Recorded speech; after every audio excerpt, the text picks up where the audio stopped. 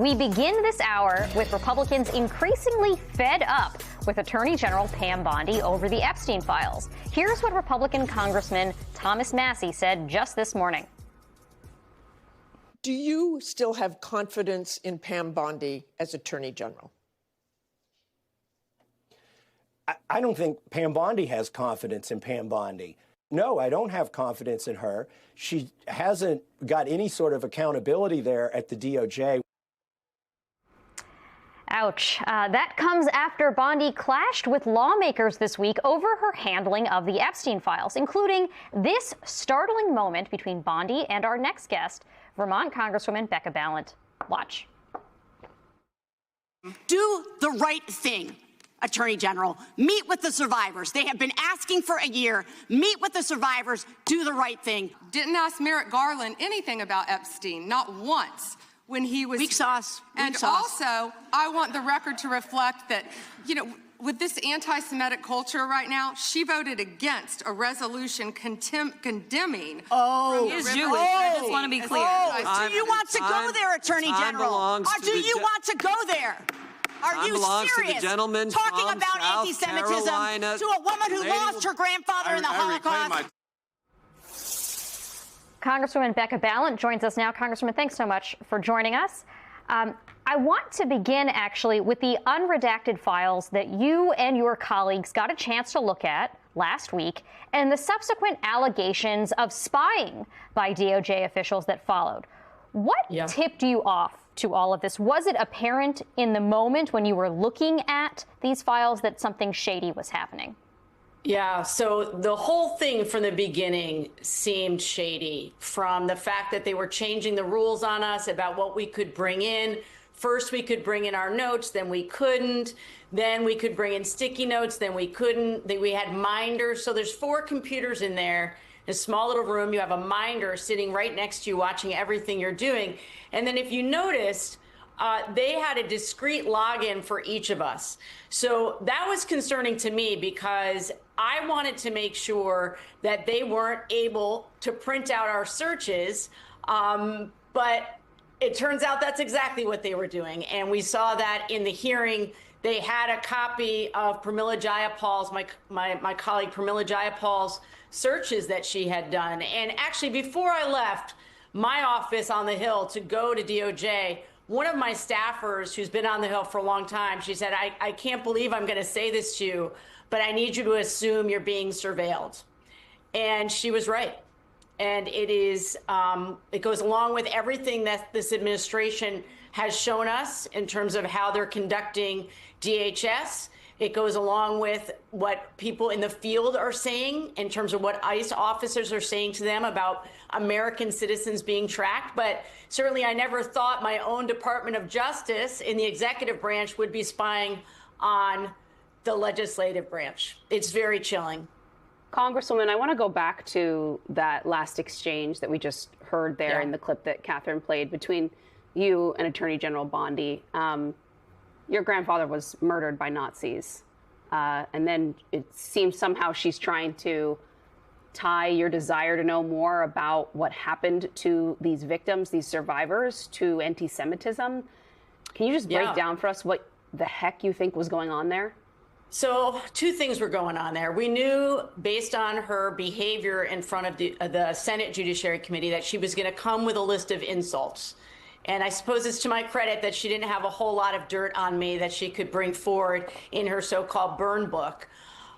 But she went really low. And, certainly her staffers were looking up my votes, and they decided that I voted against one particular anti-Semitism resolution because I didn't agree with the wording of it. We've voted on dozens of them. And this was the thing that she pulled out. And when I came back, certainly it was outrageous in every possible way.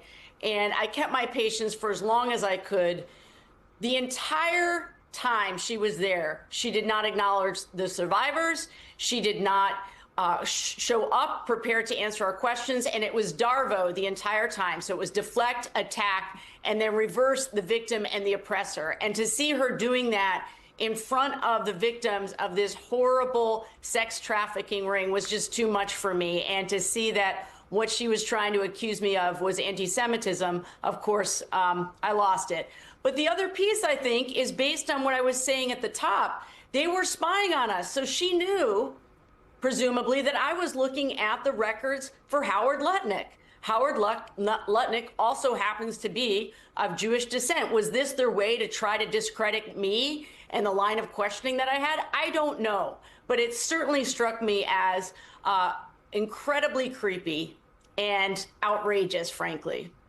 Well, Congresswoman, I actually wanted to ask you about your line of questioning with regards to Commerce Secretary Lutnick, who was Jeffrey Epstein's neighbor and even had some business dealings with him. And he is the highest ranking member of the Trump administration to be just pretty mentioned quite frequently in the Epstein files. And Attorney General Bondi, she said that Lutnick had answered for it. And, you know, he's a good friend of Donald Trump. Unlike other officials in the UK or around the world, it seems as if there just aren't consequences in the United States. Is there any way, do you think, to pursue this further with regards to Lutnick?